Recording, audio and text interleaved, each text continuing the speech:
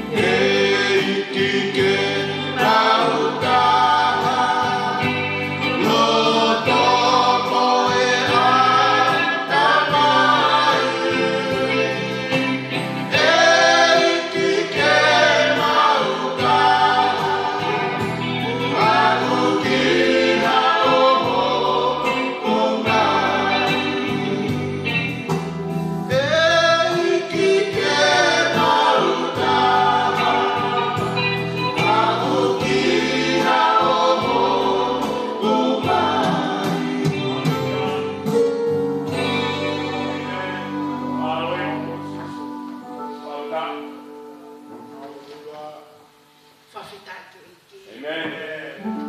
Faifekau iki ko la fo fai. Nenga hesi hova ke tau fia. Pea kapamita whanong ke lea iwa neo mai ka wiwa he fiafini. Ko whaamu ea fiafi koe ni eiki ke mau taha, ke mau nofo feo fo wha. Eiki ke mau lotu i he lau maari e o. Whawhetai ke eiki ko hiko ngā sāme o kune hanga whalot lahi ki tau tolo e oua koe ni. Te keke ka mata e tau lotu, tau whanong ke ngā hiwa, ku tau o mai he kau hiwa he fiafi koe ni, o kune hanga pole i paune hanga whalot lahi ki tau tolo. Hange ko hiwa ne mau hiwa ki mua haki, tala mai ke tau manatu ke ahonoa. Ai tangi ka langa kakai, pau tala mai o kupehe peho taku o ngani. Whawhetai ke iki, o toi whamanatu mai he ngā hiwa koe ni ke tau manatu ki he ahonoa. Ko hiai kuonga ku tau mo ui ai o ku hangepe ko ngahi aho noa. Pea kou whawhetai ke eiki, ko uhi ko e aho, pea mo e taimi, pea mo e whainga maari o e mo ui o kei whainasia ki tau tolu, tau kei lava mai ki heni, ke tau whiohi hono lau maari e. Pea kou whawhetai ai ki he otua. Toi wakai ata te mo tolu he whiawhiko ni, tau toi i heni fofonga whiawhia, ke tau whiohi i he lau maari e pe taha o e otua. Aia na tau whanongo ki ai i he hiva, na tau whanongo ki ai. Ko le peke tau kui ke whai halotu, ka matanga we anga e whiawhiko e ni. Apa tamai ko mau tamai tai ngata a whiona. Mau whamalo pe mau whawhetai ke te koe. E mau ilo i e otua ko mau kei mau ai whainga maari eni. O e manawa o e mo ui i he kelesi pe ai awhiona. O ku ke hanga o whaka inasi aki mau tolu. Ke mau toi i heni he whiawhi ko e ni e otua. O ku mau lau koloa pe mau lau tapu aki. Ko uhi ko whainga maari o ku ke tuku mai maki mau tolu. Ke mau heni he whiawhini ke mau whai hahu pe mau whawheta. Ke mau whanongo ki he o wholofola. Ke mau whiohi i ho lau maari e otua. Pea mau whawhetai, pea mau whamalo ai ke te koe he whiawhini. Otua mau whamalo ke awhiona. Ko hiko ngahi lelei ko toha pe ke whainasa ke mau moui. O mau whawhetai, ko hiko ngahi tāpua ke ulawa ke mau inasa ai. Ko mau whamalo atu e otua, ko hiko tai mo i whainga maari e mau iai. Mau whakatapu i atu e ke ngawe angani. Ko ka mataanga ne o tua lotu pa mo hu mau fai atu ke awhiona. Mau lotu ke de koe eiki ho lau maari e ke tawhe mai. Ngau e tau ataina pa ngau e whai te riha ko he o mau loto loto ngā. Ngau he o mau loto eiki ke mau hau mo loto ku fia. He ko fina ngalo ia ke mau hau fia ke ho loto loto ngā. Pea tala mai ko ho loto loto ngā ku ia e tau ataina. Ke mau hau tau ataina. Pea ke mau hiki ko e seova pea hiki ke maalunga. He tamai mau lotu ke te koe whakatapui a te ngawe anga e whiawhin.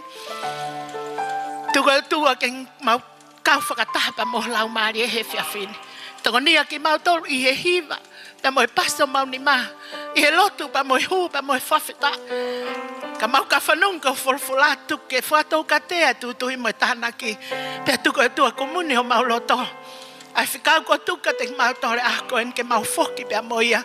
E loto kuhanga maari e pea mo e whina ngalo e awhiona. Eki lang e i a whawhetai whamalo whoki peke te koe.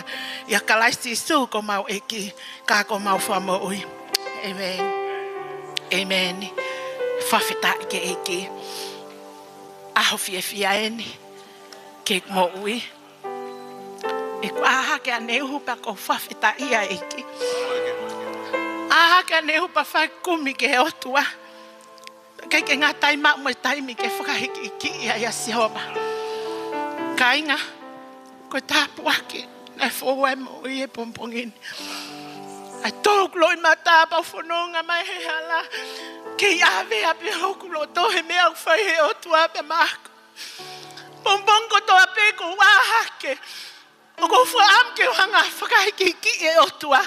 He ku ilo e ko wofo hake pa wakai at ko family nau ke mau pe manawa mo ui. Pa ko aneu. Ko wahake aneu. Whae kumi ke otua. E ongo mai leo ofa e otua. Pa ko whawhitai ke otua. ngai o tua o me folofola ko ni bene hanga pole I bene hanga folot lai ia I he pompongi ne toi ko ia reaksione va no fave so no fulma no taimi ko na fire hu be mo fafita I ke o tua ko ne folofola na ha o ke te au ko o tua ko fa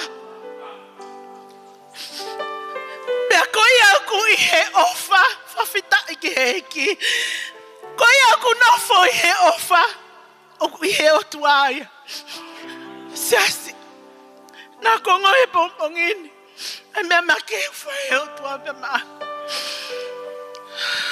na ku hanga ke o fafita ia o tua he ku ilo o ku tokanga mai o tua ke ilo ko tua ko fa pe ko ia ku no fo he o fa ku no fo he o tua te ko ai o tua ia te tau lo ai o tua fafita ke awa hake mo fahinga fia na o ku loto pa fafita ia o tua ke mo he mau api ko mo ta ko me ku fa he pompong ko to api ko ta hiva he telefoni pa hanga fafita ia time la kainga o hoko mai Faifekau o tua no lo ngake o klau mari time la ne hanga ko ne me ne hanga fuka tutupu ai ku mo ui o ne hanga fuka la kai ai mo ui ki mo ko a mi mo ke sava pau ilo e me to kanga me to ke mo ui ko me to kanga me to fa tonton ai mo ui he fononga anga pa ko fai feinga ki ai fa fita ki kanga toi ko fie to e whainga mari ko ni ke honga tātari fia ki moto e wawhai ko sisu kalasi. Tātari fia foke lotonga e o tuaku ne hen mo ki tau tolu e tau lotonga. Ka ke ngata e ko tātari fia Faifekau pa mohono family e wawhai ko sisu kalasi. Fua malo lahi ko hui ko whai he tangata e o tua. Pa koi lotu i a whatawang ke lau mari o tua ke ni kei wha malu koi. Pa moho whare. Ke ua naha taimi ko tau foi. Pe ua naha taimi ko tau situ a me ngau e ki he otua. Ka ke tau ngau e pe ke au ke hene foki mai. O whalahi at Faifekau ka maha ho family he wawhai ko sisu kalasi. Tauang ke otua ke ne tāpe ki na koe pa mo whare. Tautalo to fifia foke to on Faifekau. Mone kuki ka maha no family he wawhai ko sisu kalasi. Kwa e ofalahi ke family ko ni he wafa e ki tawang ke o tua ke ne tape ki na ki motol. Pe foke tau talma ke foke a Faifekau Pita Pulu. Tau ilo iko toa pena lava atu e family ko ni ki tonga ko ia ko hui ma on na whai o tua ke kupu hono family. Pau tau lo to fia ki na wae wawhai ko sisu kalasi he fine kuna i hen whakatapa mo ki tau kau ngā kau whakataha he fine i he whiohi fia i he lau mari e o tua. Tawang ke o tua ke ne whai tape ki na koe pita pa mo family pia mo ngā ue ku whai ke eiki. Ke ngā tai ko tai lo to fia foki a fina kau maa saloni kau maa whahai whare a fine. Tatai loto fia foki a la tu kau maa ai whahai whare a tangata. Tatai loto fia foki a timi hupa mo e whawhitai e fine he wawhai ko sisu kalasi. Pa mo e whalot lahi ke te tau tolu. Tau tuuha ke o whaiha mea. Ke langlangi ia eiki he mea au tau whai. Ko konga wha osi ku tau mo uiai. Ko wawe ke foki mai e ko sisu kalasi. Ko hanga wele leite tau wala lava ke whai ho tau ni matala mai ko eni pe whai ngā mahe. Ke te hanga we whai toka ku tau alu ki ai ko ai ngata mo i ko eni. Tala mai te tau o ke whai toka ke te hanga we ai ha poto ha filio. Ka ko eni pe tai mo whai ngā mahe. Tau tuha ke apa whai hanga we ke langlangi ia e ko sisu kalasi. O whalai ke ti miu mo whawhetai tawang ke o tua ke ne tape ki na ki moto. Tatalot fifia foke tau whanau he wawhai ko sisu kalasi. Pe foke ku tatal makeha ki nau tō mamata mai pe me he o pe i he wawhai ko sisu kalasi. Mo whamalo lahi, ko hui ko he whainga mari e mo lava ke mo whātoo. He taimi pehe ni ke mo kau mai ai mo ki mautolo. He whiohi anga i he lotolotonga e o tua he siasle o Ikuna. Pea ko whaunga ia I he whainga maari o ko mou lava ke mou mamata mai I he whiawhi koe ni. Tawanke o tuake ne tāpe kina ki motolo. Whawhetai ke eki I he whiawhi koe ni. Maua o whalahi ke tō tāko toa pē. Pe hange koe ia koe hiva ne mau hiva ki. Whia mau pe ke tau whe ofo ofane. Hallelujah.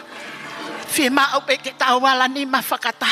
Whia mau pe ke tau ngā ue whakata. Whia mau pe ke tau lotu I he lau maari e peta. He koe lau maari e pe o e otua. Ko ia lau maari e ku tau haua I he whiawhi koe ni. Ke tau ngā ue whakata pe mono lau maari e. Pe ke tau whakahikiki I pe. Ai lau maari e koe ia whawheta iki he eki I he whiawhi koe ni. I he whainga maari e koe ni tuke u whahoko te polokalama. Ai siasi ki he wike koe ni u whamanatu mai. Tuke whamanatu atka te tau tolu I he whiawhi pule lulu.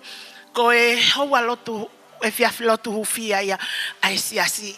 Pe aku whakawhi I atu ki mou tolu kai ke mou lava ki he ngawe anga. Pe mou atata, mou whainga maari e mou oni hake ki he Zoom. I he taimi hiva, I he whiawhi pule lulu. O ku whakale o kulele ai tau lotu hufia I he whiawhi pule lulu e wikoto ape. Pe aku whakawhi I atu ki mou tolu. Mahu inga lai ka inga. Ki nau tolu lava ke ngawe, mou lava atu pe mou tolu ke ngawe. Ki nau tolu ke lava ka ngawe, oni hake ki he Zoom. He mahu inga lahi e tau lotu. Mahu inga lahi apito e tau lotu ke tokoni mai e eiki. Ko hui ko e ne ngawe. Pe ke ngatai ko koe pe mohau. Ke tokoni mai e otua I he kuonga whainga taa ta mo ui ai. Pe aku whakawhi I loto fia ki mou tolu. Mou lava ke whiawhi pule lulu. Oni hake ki he Zoom, ka te kai ke maa Zoom, te ke maa uia me ia Faifekau Pita Pulu, ke ne o ate link ki he Zoom, I he whiawhi pule lulu, mo whamore more, aki mo tō ata mo, oni hake Zoom, ke whai e tau, mo kau, te tau kau whakataha I he lotu hufia.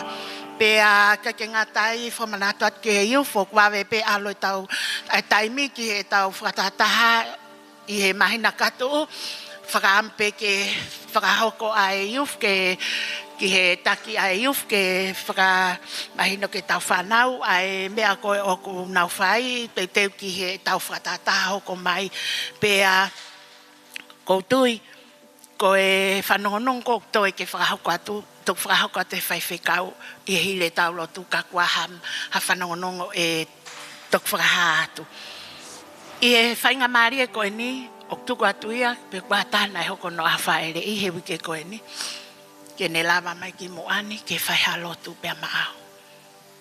Na ia tahna e hoko no awha ere I. Mahalo pe o kui kai ke ia I hata.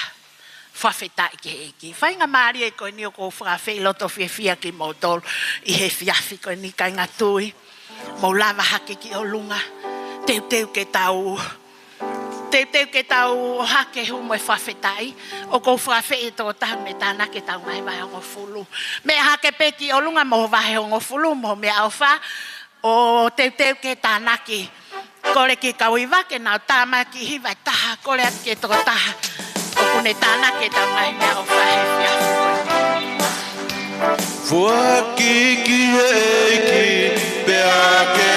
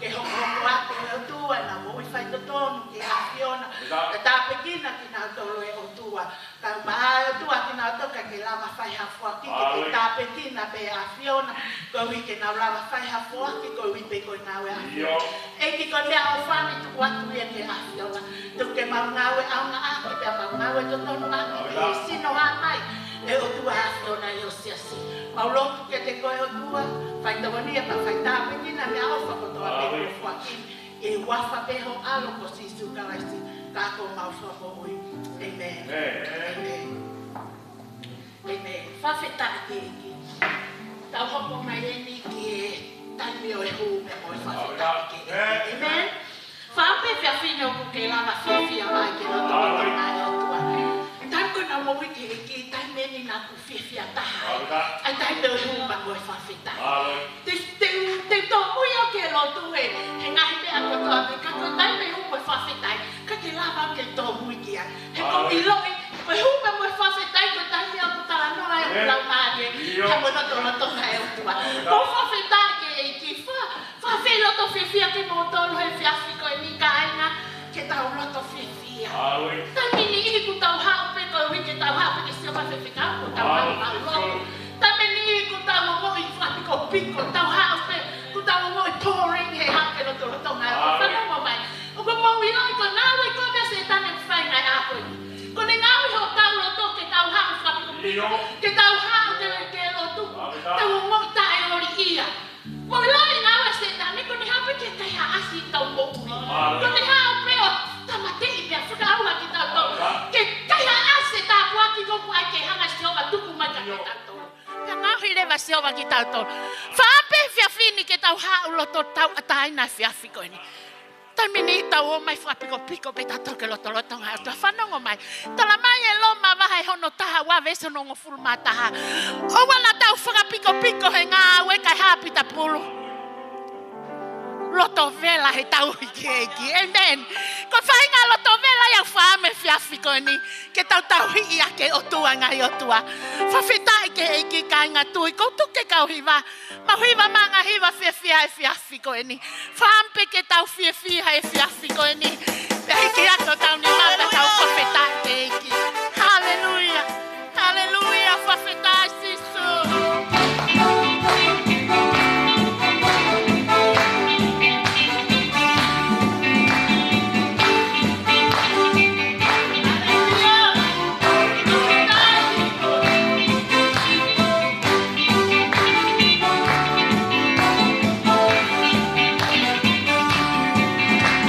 Sisu te te lele ki a, I kai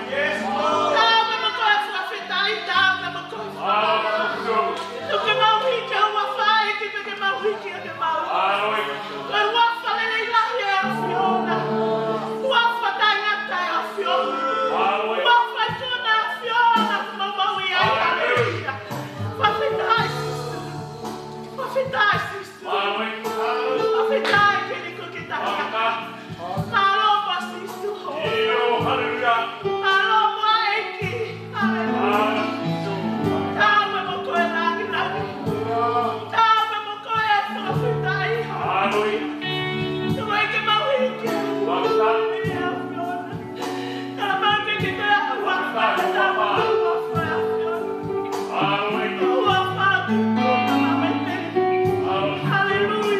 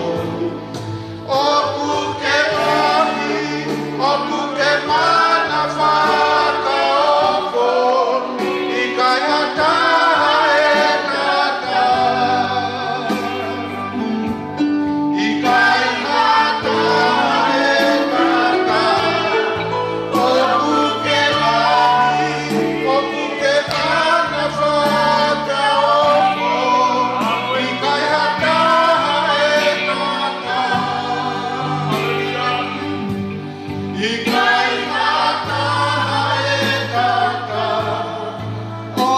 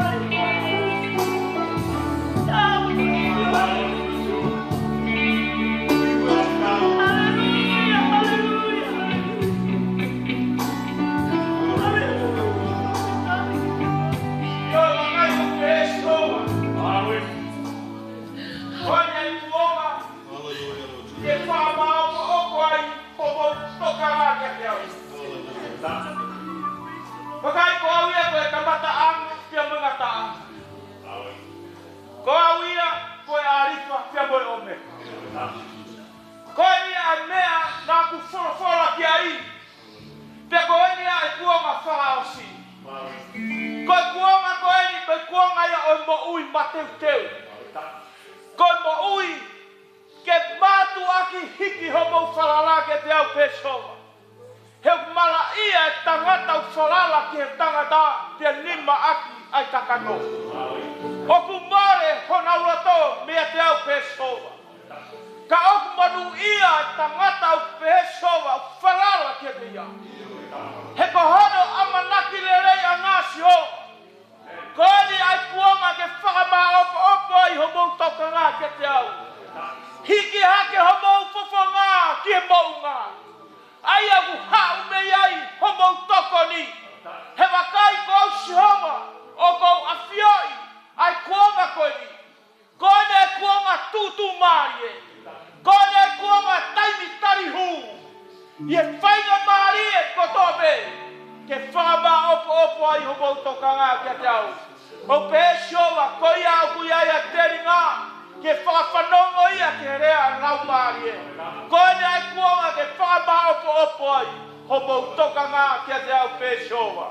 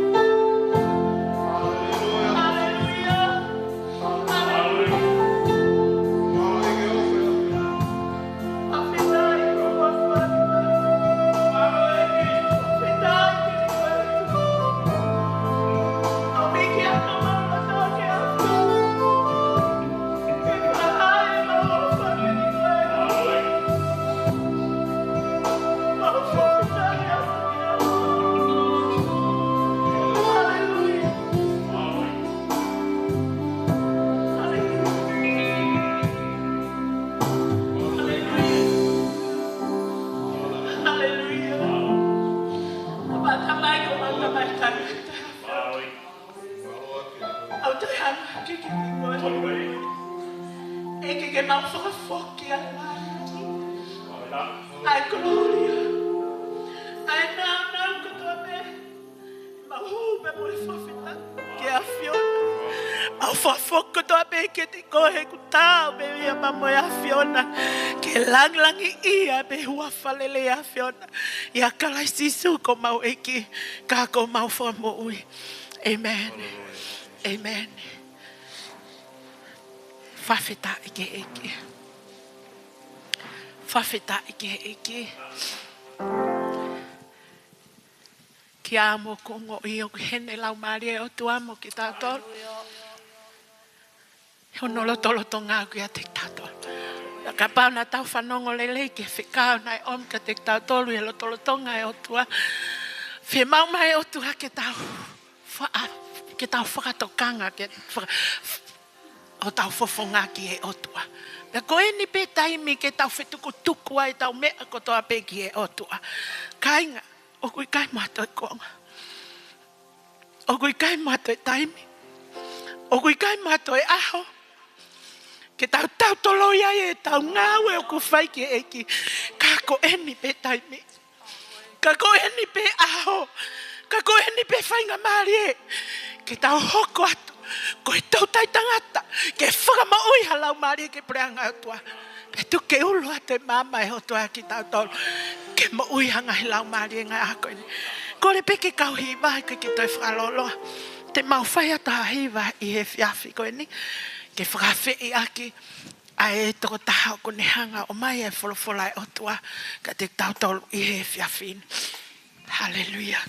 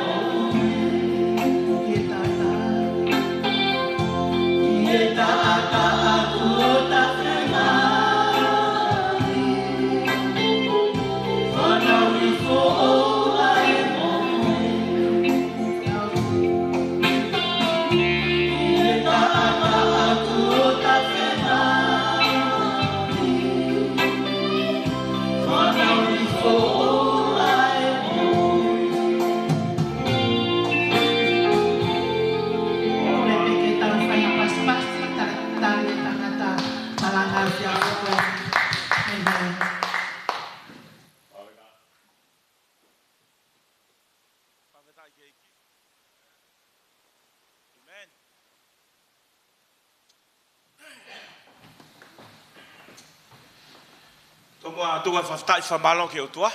Ai mao whainga marie.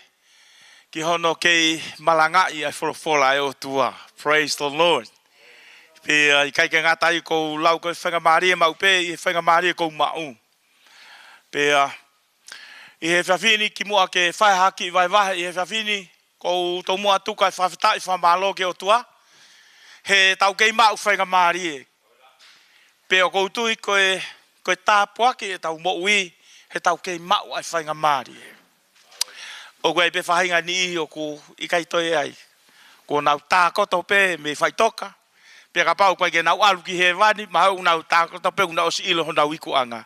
Ka koe whainga maari u ta mau ta lau koe whakakoloa ke ta mo ui. Hea te whawhonga ia to e whamalo lahi me motoani. Ki e Faifekau kau ma e tokon Faifekau pa pe foke kainga lotu e tokoni pe mo hufia lotonga koe ki folau at ki tonga pe koutu e kai ke ufalau hingoa a feo pe o tua taha kotoa pe na ke comments pe na ia hau ngahi lea tapuaki mo koho lotu koe mea mau inga ia pe kai ke ngata I mo ngahi fuakotoa pe koe lau koe tapuaki pe kai ke ngata I tupe ke eki ke ne whawhetonga te mo tolu ke ngai ai anga mea ko pe ku to me ai ho mo ngahi fua ko pe kai ngata I ko e whamalo lahi atu ko hinga ko e time ko pe o ku tau fo atu ai ngai mea whaingo fua whainga taa o tau fufi mau au pito hange ko hiva na tau kamata ka nai whanonga mau inga ko e ke tau taha I eiki mo tau loto taha ngau e whakataha pia ko tui ko mea mau inga ia te tau tolu tu peke lang ia iki.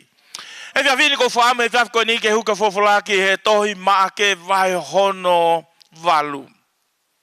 Ma ke vai valu, ka kou kore pe he momenit ko ni ke tangata ki poti ke hau pe ki heni ke ai ki fo hiva. Pe ko tui ko ki hiva ko ni ko lava pe he tamba ki poti. Na to mai ki ta ke ta ka kou tui pe he via vini e lava pe ke tamba ki poti ke ne ta tau ki fo hiva ko ni. Pa veta ke iki. Ko whaame momenit ko ni ke tau lau mai e ki talanoa ko ni vesio no oua, ma ke vahano valu vesio oua, ki e vesi ko ia hono oua no. Ko e ki foi vesian, o ko foi talanoa ka kato eni, o ko mai pe vesio hono oua, ke vesio no oua no. Ko whaame momenit ko ni ke tau lau ia I e whawhini. Ma ke vai valu, vesio oua, ke vesio no oua no, ko kore ke tau lau whakataha. Tolu. Pe hau ia ki pe te saita, pe na nau omi kia te ia tangata kui, o nau kore kia te ia ke ne ala ki ai. Pe puke e ia anima o tangata kui, o ta taki ia ki tua me he potu kakai. Pe a kuone, o ai hono ni maa kia te ia, pe ane whehui kia te ia, pe o kune mamata ki a mea, pe hanga hake ia o ne pehe. O ko aman ki he kakai, hange ko ngahi akau o ke eva. Pe hili ia Na ne toi ai hono ni ma ki ono mata. Pene whekau ke te ia ke hanga hake. Pena e mo ui ia. Pene mamata. Poronu ve kakai kotoa pe. Pe whekau ia ki ono whare. Mone pehe.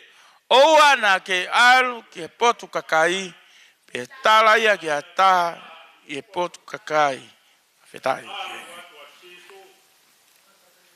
Tau gata pe me vese no uano. Kamata mawhana atu e. Whekau o hoko atu ai vese. Ka te tau ngata pe me vese no uano. Whawhetai lai ke eki. Kore peka tuta ke kataki pe mominit ko ni. Ke ai ki foi hiva. Ko ki foi hiva ko ni ko tu pe ilo e taha katoa pe ki foi hiva ko ni. Ko ki foi hiva ko ni ko whapalang. Ka koe pe ki foi hiva ko ni. Ko hiva ko ni. Open the eyes of my heart, Lord. Open the eyes of my heart. I want to see you. But the question is, are you see Jesus this morning? Na ke sio ka sisu e pongpongini. Pera pau na kai te ke sio ki ai, ko tui te ke hiva. Lord, just open my eyes to see you. Hiva ko ni ko tui pe lava pe tuta ke ta mai ki hiva ko ni open the eyes of my heart, Lord. Ko whambe mo minit ko ni ke tau hiorang. Whawheta i ke iki. Nau to'o mai ki tā ke tā ka ko ilo i pe kai ke fu tonu e ku tā. E ko whemau pe mo minit ko ni ko whia fuke ku wakato ka sama i he whiawhini. Tau pas ke iki.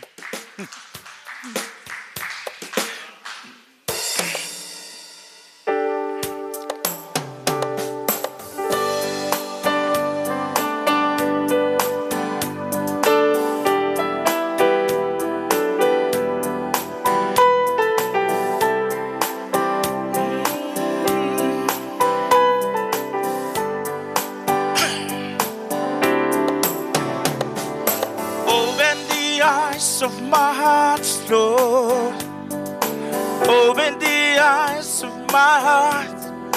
I want to see you. I want to see you. Open the eyes of my heart, Lord. Open the eyes of my heart. I want to see you. I want to see you. Sing it again. Open the eyes. Open the eyes of my heart, Lord. Open the eyes of my heart. I want to see you. I want to see you. To see you high. To see you high and lifted up, shining in the light of your glory. Pour out your power in love. We sing holy, holy, holy. Holy, holy, holy. Holy, holy, holy. I want to see you high, to see you high and lifted up, shining in the light of your glory.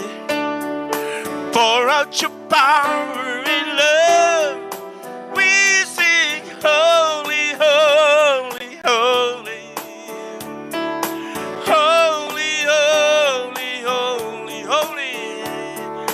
Holy, holy, holy. I want to see you. To see you high. To see you high and lifted up, shining in the light of your glory. Pour out your power in love. We sing holy, holy, holy. Holy, holy, holy.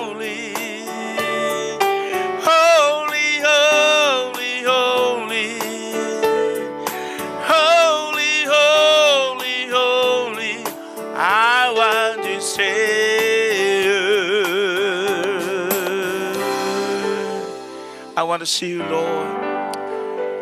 Father, we worship you. We want to see you. We want to see you, Lord. We want to see your glory. We want to see your mighty power. We want to see your mighty hand to touch us, oh God. Touch our hearts.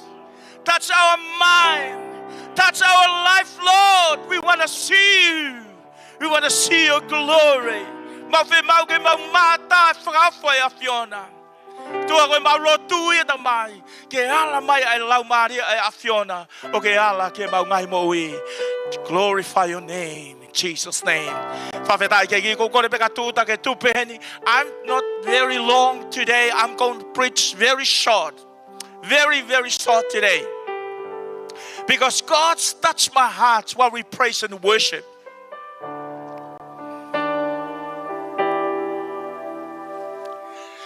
But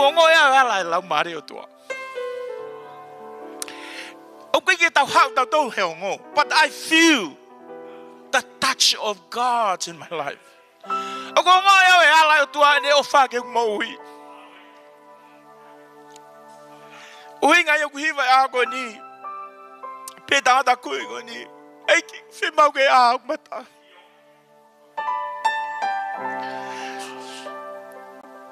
I follow the Mo'uikeki, but you're still blind. You can't see anything.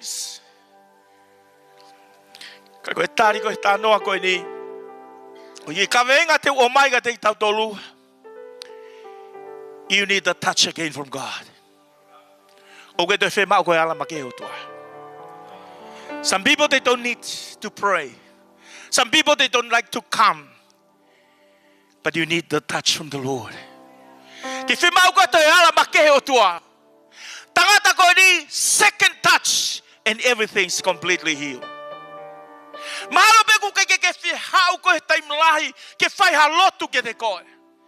my heart said, Lord, touch me again.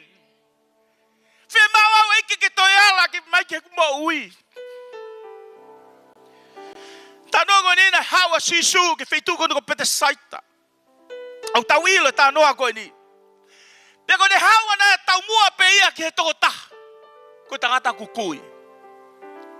To fiene te tautolu o ku ke ilo wa ai mai o tua he sapa te kotope. He want to touch you. He want to touch you. O si pe polo kalamau ke huat ko he matapae. Ya tahaya e fe hau ke ala kia eiki. Time ko na hawa tangata hawa sisu ke fe tugo ni. Taki mahe kakaia a tangata kui koe ni. Peko whawhetai ke iki kai ke fute tangata koe ni o lere. Ke lere kune iloha mea. Some life it's coming to Jesus but they don't know anything. They don't know where to go. Kai ke ilo peko whewheitu ki ai. Na ke hao koe ke ni koe taki mahe tokota. But you don't know anything. You don't know where to go. You don't know how to eat. You don't know. Someone tell you something you don't know. We come here, we don't know anything unless Jesus touch you. And they start to know. Tamai fofolana taki mai tangata koni, but tamai fofolana hanga sisu hufanga fatapuna anu kono fofonga. Peala no ni maki ai. But dagi ai. Ke sio ka mea. Tange tangata koni. Ko sio ke kakayung na alho hangi ha uluakau. Yeah, they see a man. Or whatever they are. You need the second touch. Whatever they get who hem matapa, kapau te get mahino kakoe, ayanga fononga moyotua. Te get mahino ke te koe, ayanga koe mo ui. Just wait. Just wait. God wants to touch you again. Kapau te ui tahataha ki te tautolu. Peko fe time na e ala whakamui mui tahe o tua ka moui. E whahinga e heni, ko e ala pe ki ahuna ke tare a sisu. Au mai ka honi, ka ia hatahaia, ka peke ke te whamoni, ko Jesus touch me. Hey, He's here to touch you again. We need to have refreshed touch from God. Fe mau ke tawal ke hala mai o tua ke te kong mo on he ahoni. Ko hinga ku vai vai faf ko ni. Ko ki folo ko ni ko manga devotion he pong ko ta pe mo ko o ku male pe i to ma ake vai urak vai u vai tol. O le os ko ya pe hoko atu ke to luke. Ma devotion pe be ke pong ko ta pe o ku malau pe ki foi ta no pe mama share. Pena lahe me na om he igi ka te au mahino ka te au ko e to tahana malanga he wike ko si una ne to e fatongia fa malo atu Martina e malanga ko ye sapate ko si pe talu mai mo ku teu ka ngai fola pe hiri motivation ka ne hu hanga i ko mai ka te au fo fola te malanga ko ku ki ka venga tu ke te ala mai ki ke te koe. Easy. Whai ngō fua. Ka pau te whehui ka koe. Whe taimi whamui mui tahana ke o ngō ia ia lase o tua ho mo ui. Te utala at ke te koe. Wefa a hinga utala mai. Talu e ne tau e hongo fulu ko hiri. Koe hau e ke lo tu ke toi whe mau e. O si lere ai pefo i mea koe ia. Whe mau ke toi ala te o tua ka koe. Tā mai kone, ala tu o ua koe, ei kiki hono fofonga pane pe atu. I hanga haki ho fofonga. Pane pe kou wakai ke kakai. Ka koe tāpuak taha kone sio ke iko sisu klaisi. Hei, o tau whe mau tau toe ala ma ke o tua. Tau whe mau tau tolu hange koe kakai kone taki mai kakai ke ala kia ya sisu. Touch! Iloi ko lotu e ko mau fai a ko ni ke kau Faifekau. Ke ui me ko mau lotu ke ala o tua ke o mo ui. Ke ala mai o tua a ko ni ke tau mai mo. Pe ko tu i ko tapu aki. Tai mi ko ne ala mai o tua ke tangata ko ni tu o wa tala mai ka te tau tolu. Nei ai hono mata. Hei, ko wako me tanoa ko ni. Tai mi ko na taki mai ko tangata ko ni ka sisu. Kai ke fai e sisu no whakamo ui ai. Toi taki mama o me kakai. I loi ko taimi whafoi tui mo tua. He lead you to the place. Individual. O toi aike toi kawai hataha. Ko uhinga ne ta taki mai. Hey, I know. Ko fufua taime ne ta whetau raki ai. Ta mai na ne taki mai me kakai. O hau ka mata me ai ne. Ngahui. Hu whangai whatabu wala ke no fofo ngā. Pea a kana e kai ke fu complete. Kai ke fu lava ma mata le rei. E loi kou tui o mai he o tuaka te tau tolu. Ko taimi te ke ma mata le rei ai. He kai toi aha taha e tene toi taki le rea ki i holo koe. E loi tau ilo pe tau tolu. Ai taimi ku kui ai ha taha. Ko taki le rea ki. Ngā ko alu ki he. Ko ne ngā we pe ko taki. E whai ho mo ue whakawhalala he kakai. O kune taki koe. Kai ke toi nofo koe. O wakai le rei ho fofo ngahe na ngawe o tua koe. Ke whai ha mea i he ngai awhaas koe ni. Tā mai wavolaka te tau tolu. Take sisu ma wahe me kakai. Kou tui e taim lahi koe tau mo ui. Tau aha ke aho. Tau pisi pe. Fe mo e kina pe i he pongpong o au ke he fiaf. There's no time with Jesus. Ia i hiwa i loa tangata ko Willie Hanson. Ko tangata ko ni ko tangata Amerika na Malanga. Ko tangata ko ni na hau ki tonga i he valua. Mena ku toku mo ui mai ke i ki he valfa. Ko tangata ko ni na ne whau ki fo i hiwa ko ni. No time for Jesus. No times to pray. No time with him. Too busy today. Very busy. O ko ngoi a taim lahi mo ui ku. Hangai ngai me e maman ko niyo. Kaya ase ku taim pe mo toa. I hope and I believe I'm not the only one doing this. Everyone busy. O tau pe mo e kina. Hangai sisu ta taki mai ki tangata ko ni. Ma wahe mai. Because he wants his time with you. O kune fe mao ne taim mo koe. Peka pau peko de ki taimi no ko ya. Ka mata peke hanu fofo ngā. Peka ne lea na de pe. You need another one. Oku ki toi whema o koe ala makehe o tua. Tala mai e popora ke te tau tolu. Taim koe na e ala tu ou atua ai fofonga o nima sisu ki ono mata hufanga i whakatapu. Pene ne lava rewa ke ne wakai lere. Wakai atu ki he kau ngā whono ngā. Ne wakai atu kai ke ne ilo ipu hana ne takia. Ai ko hono bo ni mana whanau i pe kukui. Kai ne ilo ia. Alu haka ne whakau kau e taimini ina taki atu e wheitu o kufo i luo pe humbu ai. Taki atu ka wheitu. Malo pe na ia hana ki senit na mona takakai. Pukai he tangata ko dio whao kene kato. Ko kau tama ko ne nau taki a usio le rei. Pe ko ne lea. Te ki ai ke alu. Ko rea na sisu. Ko ki tala no au pe. Tanga sisu. O te ke alu ke kakai. Alu ko whare. Alu ko whare. Ilo ko taim ko wala o tua ke tau mo ui. Ke mahino ka te tau tō.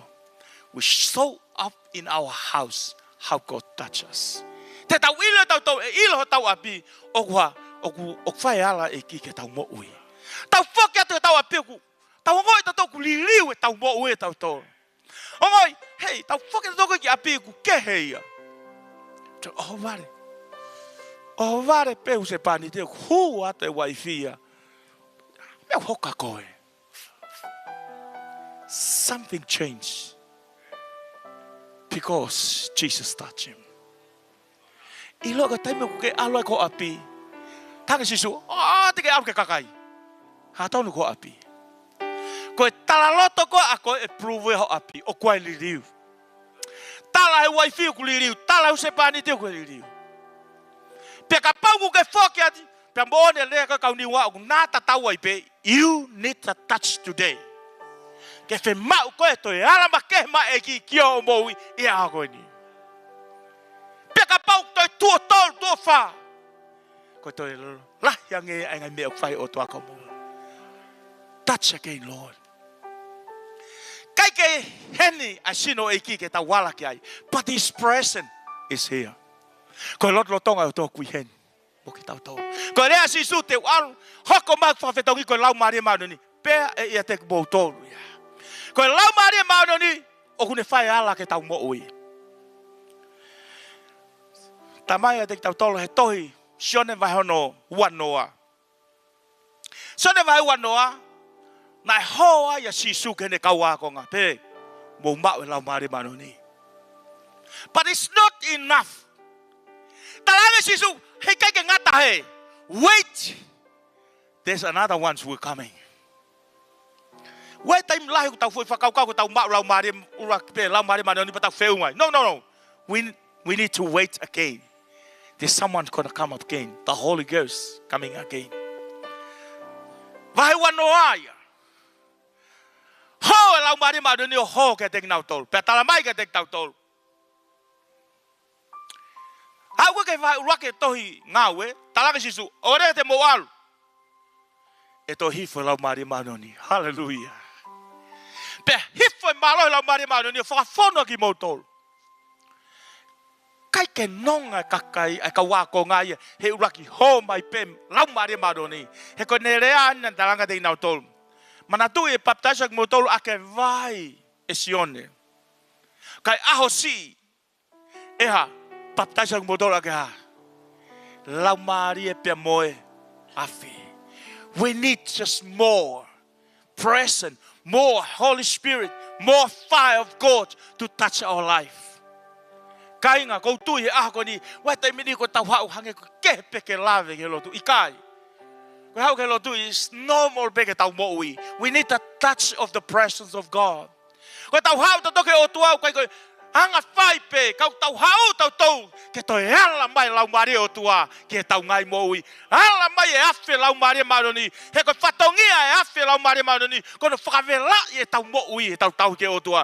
Peka pau momoko, we need the touch of the fire of God into your life today. We need the fire of God. Ta mai whawolaka te tau tau. Hifo lau mare maroni whafone ka wakonga. Ue ka wako ngā whai ngā ue ke o toa.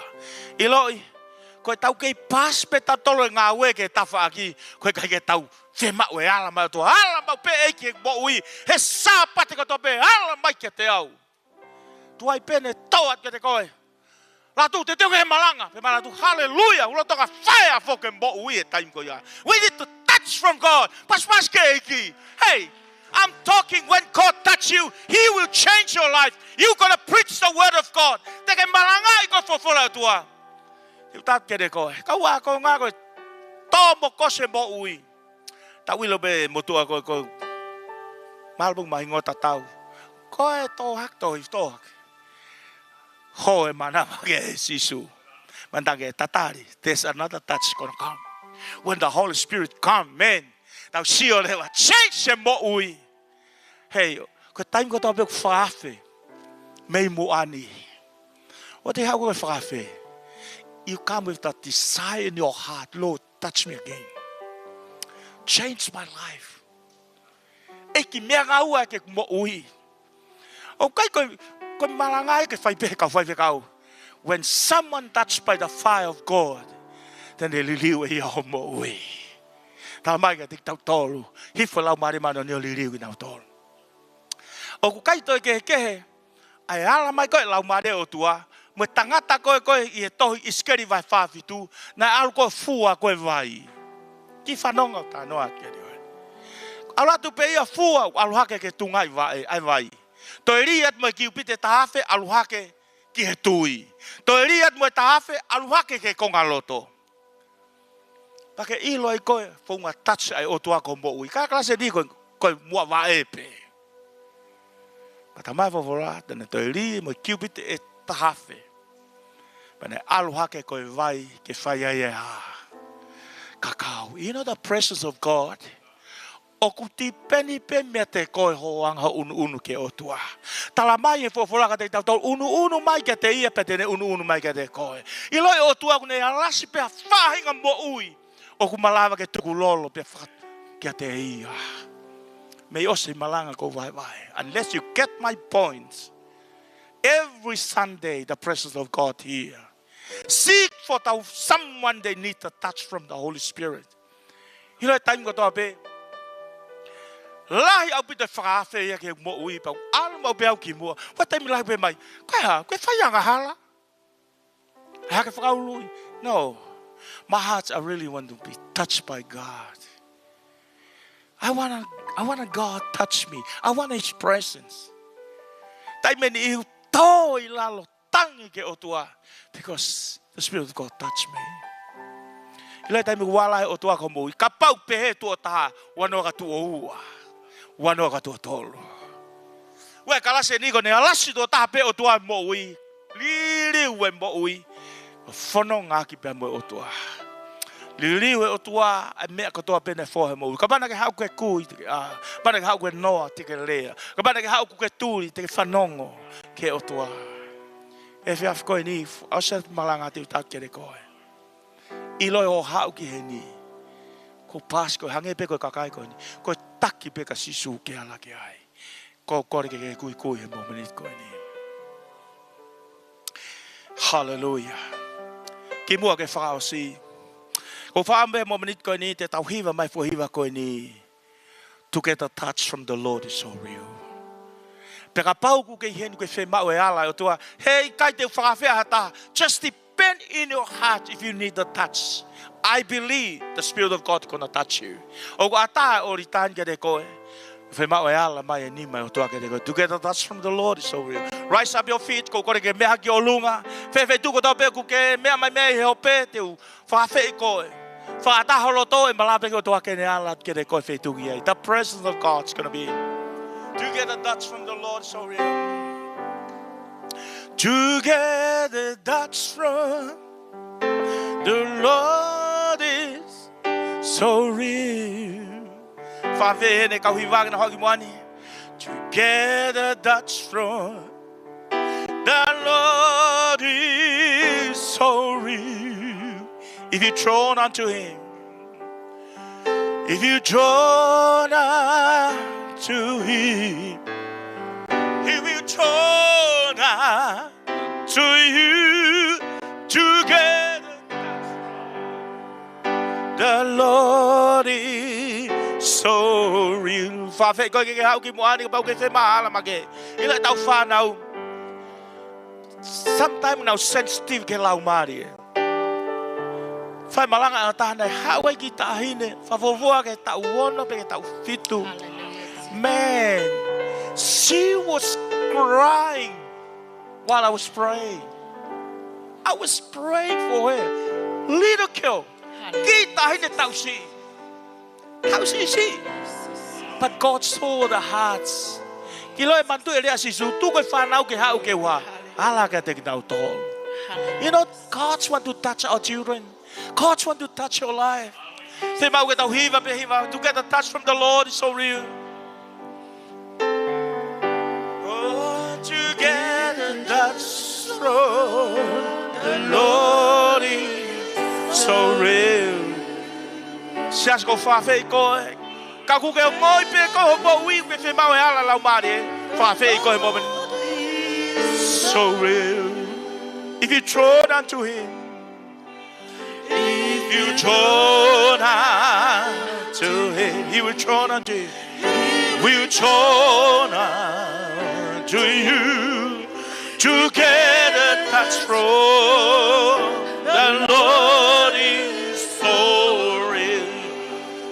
Come on, quickly come forward if you need to pray. Fe mau lot mo minute ko ni ko ko ka hiva. Hiva mai hiva ko ni ke ala mai ai otua ku mo onia. O mo onia ala otua lau mari ke tau mo wi. Faifekau ke hau ki moani ka pau ke o ngoi. Tai mi lai o mo wi ke tai o ia ko fononga mo otua. Eu dat ke ko. O ku ke fe mau ko ala ma ke ai otua. Ka pau ke o ngoi mo moko ofa ke otua. You need a touch from God. Te mau ko ala ma ke ai otua ke o mo wi. Hau ki moani. Kai folo me hendi fire lo. Tatau ai pepe ko hai tau tolu. Ko au ke fe mau pe ala toke. Amen. Betene unu io eki ala manga eki oku mo.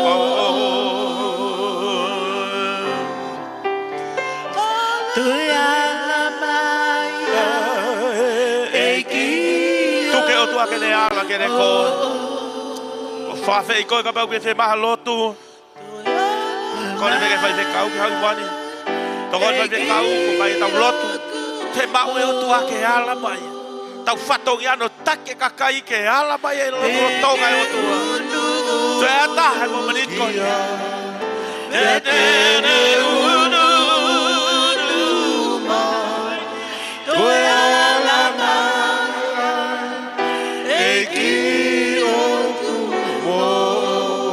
Hallelujah. Hallelujah.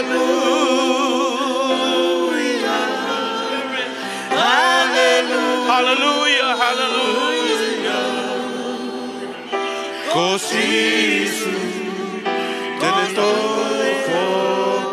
Teletoi foki. Hallelujah. Hallelujah. Cosisu Teletoi foki ma. Koe ala mai On baiki. Ala mai honi ma. Taha ko toa pe sisu. Bafe mau e ala make ai a fio. Ala make a fio na ke taha ko toa pe sisu. Oh, thank you, Lord. Teke unu ki Betene unu. Thank you, Lord. Eki oku mo.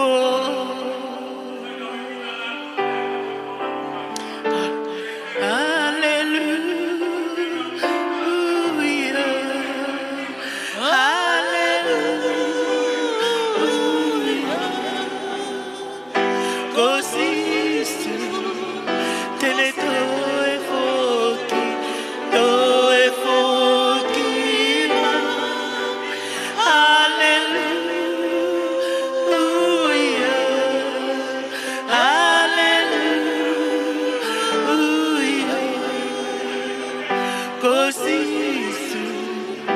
Tene toi forte.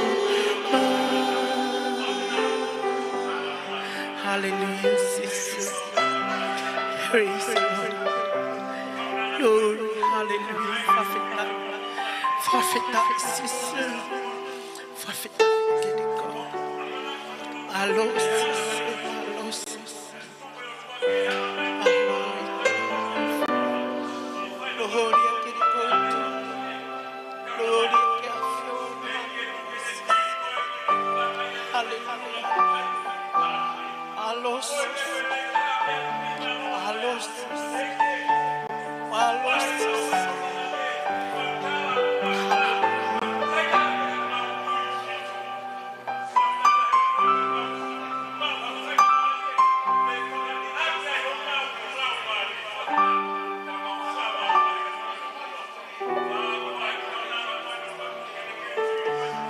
Glory, hallelujah, hallelujah, sis. Hallelujah, hallelujah, sis.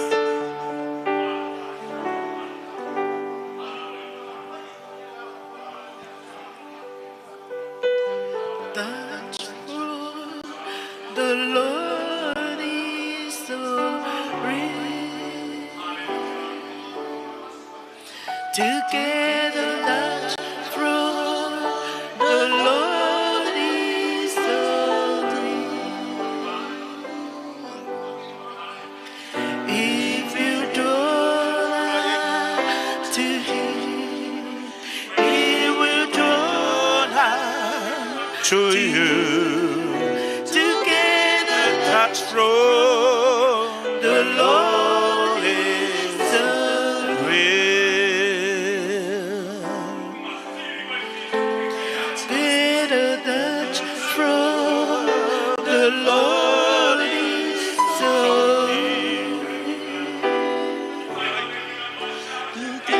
together. That's true. Hiki ako ni ma fei tuku ke ai ke ala pe o tua ke deko. Hiki ako ni ma kui kui be. Ala mai eiki ke mo ui. If you draw Ala mai eiki ke mo ui ta ko tope. to Him, Io eiki He will draw chona. to you. Together, that's true. The Lord is so real. Faveta eiki ke deko ke ala mai. hallelujah. Touch our hearts, oh God. Touch our hearts, oh God. Touch our mind and our hearts, oh God. Hallelujah, hallelujah. Thank you, Father God. Thank you, Father God. Yes, Lord. Yes, Lord. Follow Eki.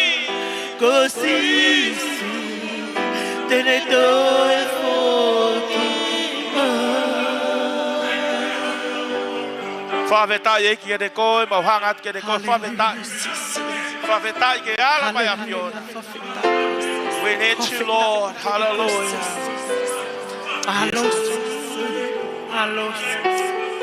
Oh, Lord, we bless your name, Lord. Favetai, favetai. Favetai ke ala mai apiona Eki. Mea ngau ke mau mo ui.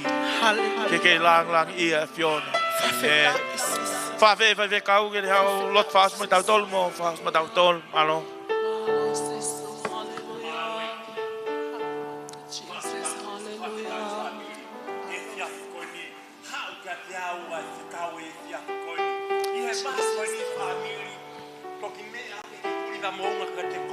Ai ofa o tuaki ka kai koni koia ko hanga to mai he a koni fratai pe ka te koe pe mau he a koni hanga he o tua fafanga ka kai koni hanga he o tua faka ake kui koni lai tai mia family ku tau mui mui be tau ta ka kai tau mui mui ka sisu kai kai faka pauli be tau mi sanuari ki December fa fitai ho tau la mari hanga he fika he fias koni o tam ka tau ki ala mai pe mua sisu ke te au Ti fine koni na ne kore da ala peke tapai kofo e otua. Kai ke ala ike sino e otua whanga wataku. Kai ala pika ki tapa pe kofo sisu. Whapetai, o whalahia e otua ka te koepe mua u whamiri he fia fini. Tiri ko koepe e mau ipe mui mate. Whapeta. Lahe tai mia whamiri. Mui pe tame sanua ki disema. Kai kei whakapa uri pe ta whanonganga. Malo mua sisu e mau ofala. Mama ngia ho mau whakapori. Mau ilo ai hala whanonga ke mau whanonga ai. Pia aunga e mau mui ka te koe. Malo eki. O kore, e fiafi kon te ki o hatuka tai mihe uheni lotonga e otua. Ki lea tape ua family. Whamalo ke he otua e fiafi kon. Wa taimi me ko tau matu be fia fini tau tok feso faki pe. Mai no be ko sabate. Ya ka ki ta te feso faka feito, ta tok feso faki pe he wani. Fa te taila. Ko koe e reo ko si zu me a honi ke ngatanga mo. Pa te ke hanga tapu aki a ko me a honi ke au. Une finangalo ke te ua api ko te ma te tau no ke. Fa te taila. Koko beba mo sisu ki miniti pe sekoni pe no kilan ko ya ko tok frause ta feu ye fiat koni malo mo sisu haleluya haleluya fafeta malo ik malo sisu haleluya haleluya malo ik fafeta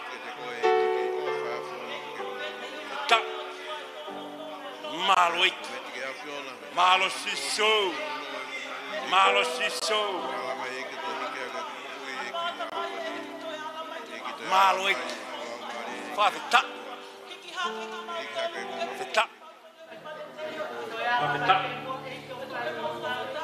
fafeta, malo ik, fafeta, malo siso, malo ik. Hallelujah, hallelujah. Malo sisu. Malo ik. Malo sisu. Malo ik. Malo ik.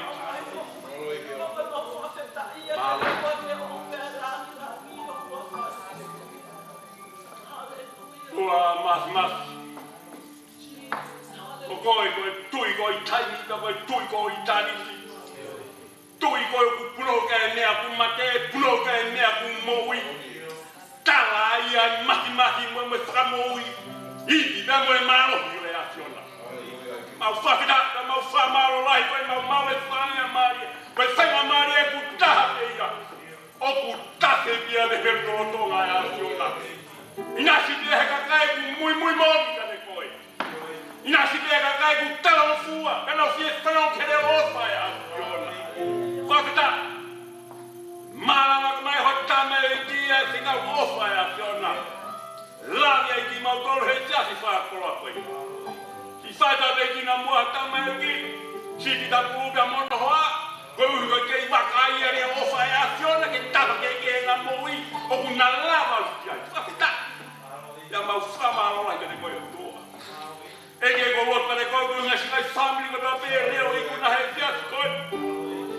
E oku mateho o ala mai ko te koe. Lahe ngai ni mea ku wala ka ki mautoro pa te mawala i mautoro o iku kia ngai tūngau kei ke mau fie mari. Ka koe ala mai ni mea fiona mama kia e mau whamre. Malo wasi sue ofa. Ika ki totongi whakata tau ke tūngau ku mau whakiona ke mesu e ato. Malo mai. Tūngau si suke hokisinga i luka whare o tō tereo Ikuna. Ke ala ma ke he ai anima e afiona. Ia ku hape ia he rotonga e mau whai soronga ki tani ki tani. Malo wasi so. E ke ko lotu kene koe koe si kau tāme ale o Ikuna he si ato. Tuku ke malanga hangau ngahi re o he ngahi reo ofa e afiona. Ai ngahi tare niti ku ke hanga whai ngasa ke nau mui. Whakita. Whakaonga iai ko nau taini. maonga ia kangu ke pramu ia kina toro fana toro e mo fa te ta mo fa maro na te ko toa ege sika una hitala mo sila tu e tu am sika fanga to ko ai mo fiao ti ti he o fa ya tu ke ma ke ala mai ni mai a ki ho mau to mo mau mai to kau lava ke ho ata ta ki ata ka ki na mo ia ki preanga Fata mo fa malo he ka te koi ya ko e ke amara ke mau matu pe ko lava ti sia e mau fio mau fano ke o fa ya tu ko to ka ki mau to mau fano te ha ngalo anai ngalo bon ngalo au o sia o to tau si pa mau putu e a honi no foi mau ngai no to fa ki mo e ma fa fano ki tai mi tanti o ia tua un bongie ma pe mau sino ma malo anai Bong mo ngai wike fo ka fo e mauro ka fo ngai fo ka ai ma malo ngai fo ka le ke fa ke ma fa soronga o to ma fa na sa ki ma to ha to malo mo si su e ofa vai ai ege tu ke ma ke ui de ka te koe e ma ke ko ala ko ma u helo to ege ma ya mo to ma ta kwa ma ma fa mo ni tu be ma ke fa fo ki ka te koe le ita mo lan Wafa te o alo ia sisu klaisi a ko ma famu wi Kristo tawe ki no foi ha o alo fai a te ki ma tolo ona ilio fai te o tangata amen malo bino vai ta ku to we ki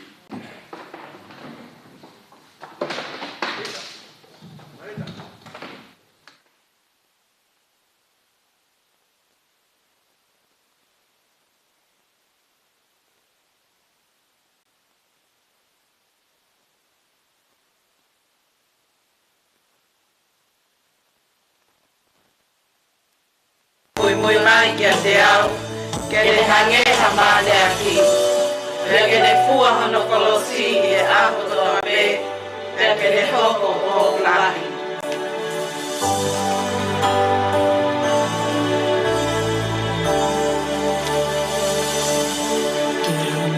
muy que a coesi su te uma ue ma au si su te utau ma au sisu te Ikuna ma au sisu te akamone ai e kumo ui te fia pe ke utali io te umate pe ma au sisu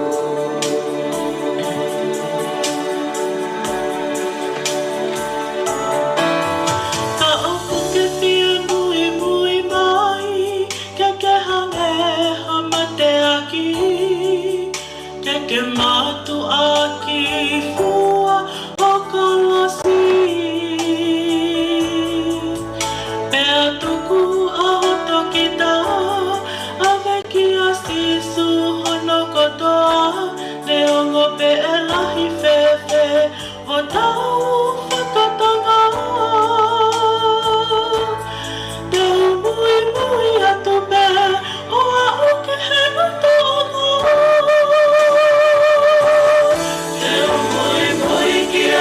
Sisu, eu não é mal sisu, eu dou mal sisu, eu Ikuna mal sisu, eu acamole ai é como ui, eu fia pegue o tali, eu teu mate pe mal sisu.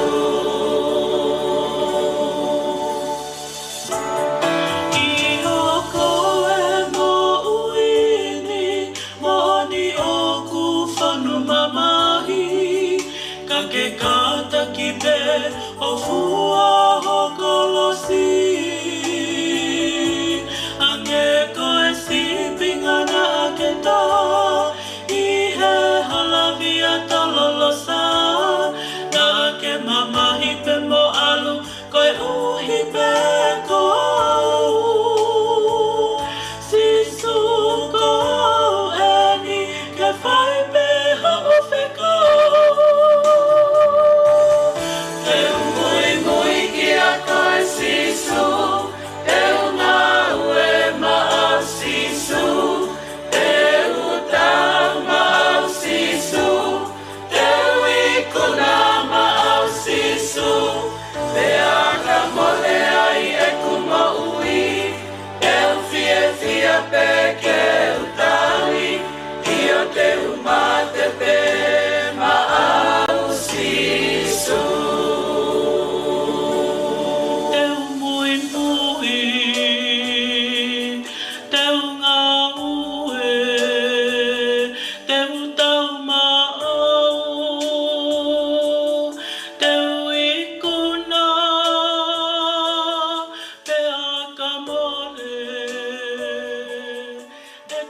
o